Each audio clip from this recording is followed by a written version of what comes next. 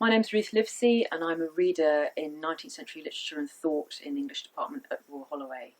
And today I'm going to be talking about Middlemarch by George Eliot. And the 5 things I want to think about in relation to Middlemarch come from its title, first of all, its subtitle really, A Study of Provincial Life.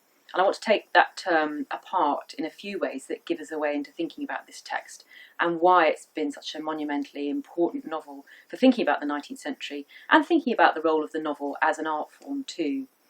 So the first aspect of that title I'm going to think about a bit is a study of provincial life as being something that feels rather fixed and set in its form. Because Middlemarch is a novel that many people will know that's set a good period of time before its publication date.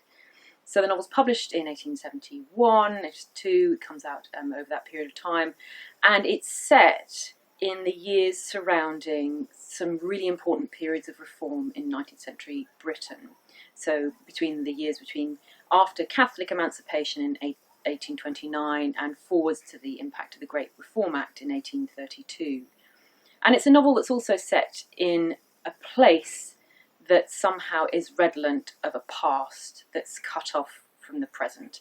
And so that idea of a study of provincial life gives the idea of something that's set, that's framed off, that's separate from where we are now today.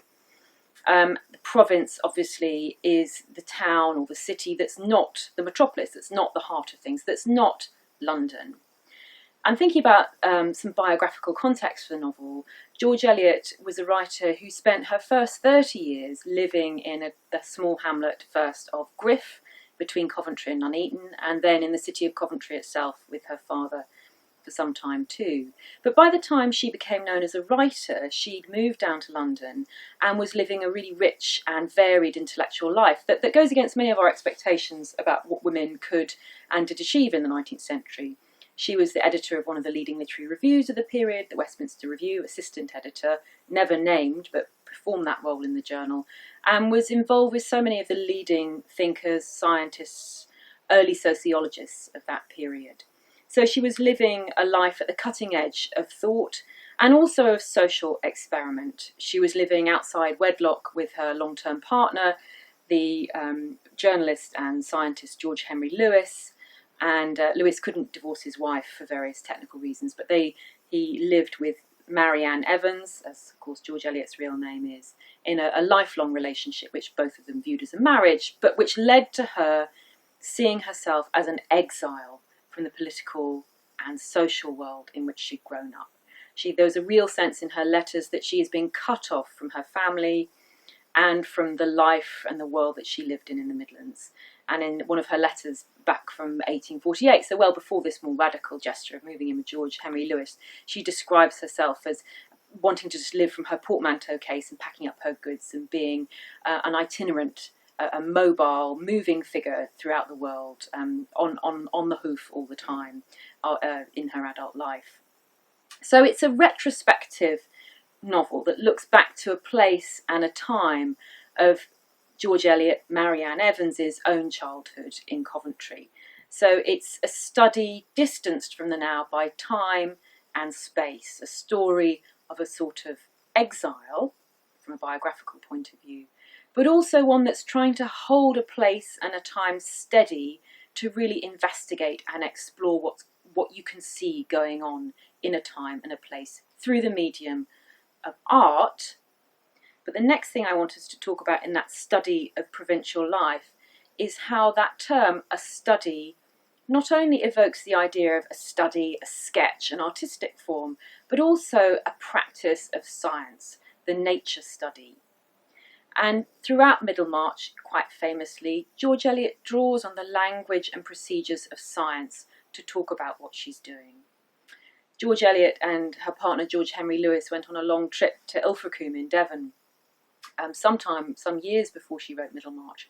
And Eliot's Ilfracombe journal is packed with detail of the fascinating life she saw in play in rock pools, of the traces of lots of different life forms in a small tidal pool. And that's an image that's really rich and useful for thinking about how many of the narrative techniques work in Middlemarch as a novel.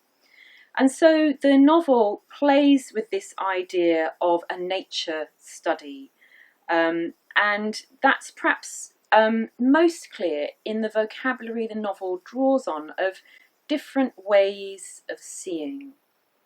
Throughout the novel, we have references to looking at material that's got a frame around it to bring it into focus.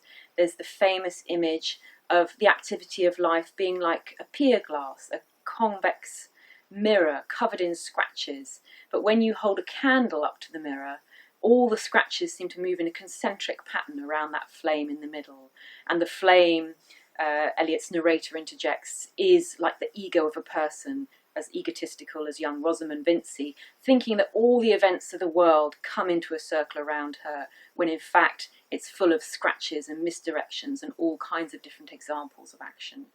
Other images of science and vision and that particular sort of gaze in the explicit sense come in the wonderful moment when Dr. Lydgate is talking to the Reverend Fairbrother in his study. Fairbrother has a 19th century specimen case with lots of different examples of the local fauna, so the local animals, insects from his neighbourhood, and he looks at all the minute variations very carefully between these different insects, which really replicates the Reverend Fairbrother's very careful way of assessing character and value. He can see the virtue, for example, in Mary Garth, that poor Lydgate with his spots of commonness just can't see, and he's only interested in Fairbrother's study in the giant bell jar, which contains an extraordinary malformed fetus, an anencephalous monster, a monster without a brain, which of course is a lovely image for Rosamund Vincy herself.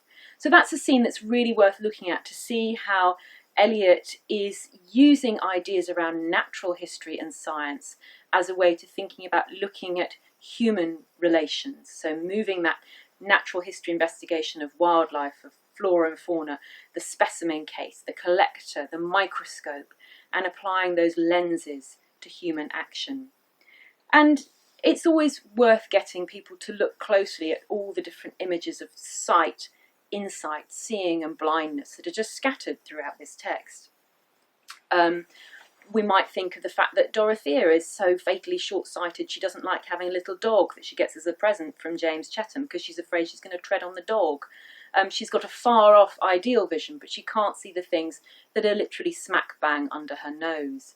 Remember that there are all these descriptions of seeing the world as if in an inverted teaspoon, as in Celia's case. There are descriptions of the way in which the light falls and the unsteady fluidity and the diaspora of light around young Will Ladislaw, who is always diffusing light around him but can never be seen clearly and is rough in outline from those who look at him. So that sense of vision as being something you can see far or see closely, you can see correctly, you can see incorrectly, wanders throughout the whole text, and I think it does play on these ideas of microscopy, of putting nature in a glass case to see how the objects within it relate to each other. But there are also incorrect ways of seeing in the novel that are clearly brought to our attention in the way in which the story itself is told. And I just want to have a couple of examples of that as towards the end here. Because ways of seeing are, and the way of seeing correctly for Eliot is part of her ethical mission for the novel. Eliot's writing as a novelist in an era of increasing secularization. She herself went on a journey from evangelical Christianity to a free-thinking questioning of traditional Christian beliefs. And I think it's clear in lots of her essays, as well as in her fiction, that she saw a place for the novel, the realist novel as an art form, as doing some of the work that biblical scriptures had done in the past, of bringing people together to a common state of feeling, of interconnection, of no longer looking up to God as being the means to feel related to your neighbour, we're all children of God, but imagining and feeling with the point of view of your neighbour. And for Eliot, she explains this through the language. We might now use the term empathy, but Eliot uses the term sympathy, a web of sympathy of vibrations connecting us to our neighbours, however ugly and unpromising they may look. And in Eliot's work, ways of seeing and feeling with somebody who you might not otherwise think of the world from their point of view is something that plays out through the narrative of many of her works, but particularly in Middlemarch. So one example of not seeing correctly or of being surrounded by dimness and pursuing the wrong track would of course be the famous and quite tragic figure of the Reverend Casaubon, Edward Casaubon, who is seen by Dorothea as being a great father figure who can give her the knowledge she wants, but of course she comes to see more and more clearly every day in their marriage that he's no such figure at all. And what he does in life, in fact, is follow with a dim taper, famous image, a dim taper through these dusty, dark labyrinths of knowledge that are going to lead him nowhere. There is no life in those labyrinths. So for much of the narrative, we see Casaubon from Dorothea's point of view and from that of Lydgate and also, of course, of Will Ladislaw, for whom they are always seeing him from the wrong direction. But I just want to find us a passage where Eliot does something very particular that can only be done in the form of a novel, where she reminds us that the novel and the narrator and the way in which a narrative structure is structured has a sort of moral responsibility to make us see characters from different points of view. And this is the very famous opening of chapter 29. And so we've been hearing all about Dorothea's arrival at Lowick, the difficulties of her early marriage. But the narrator interrupts herself.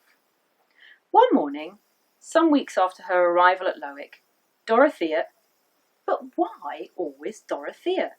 Was her point of view the only possible one with regard to this marriage? I protest against all our interest, all our effort at understanding being given to these young skins that look blooming in spite of trouble.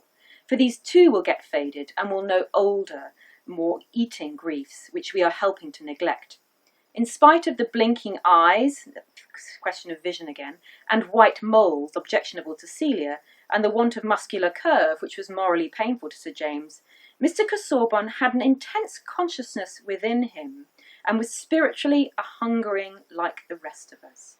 And for the rest of this part of the chapter, we're then seeing the narrative from Casaubon's point of view. So it's a radical reorientation. We're seeing the world through the eyes of the unloved, ugly, egotistical man who's wandering in the wrong direction. But it's a really important ethical decentering of this text to make us think through and see the world through someone else's eyes. So that question of framing a world through a lens is then, through the world of art, through the function of the novel itself, held up to question.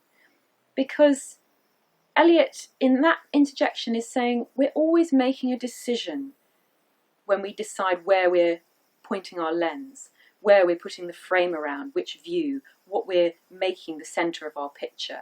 And so she's pushing that question there back on the implied reader. Why do we always want to read about the young and the beautiful? Why not the unhappy and the elderly? And how different would the world be if we tried to see and hear and feel with the lives of other people?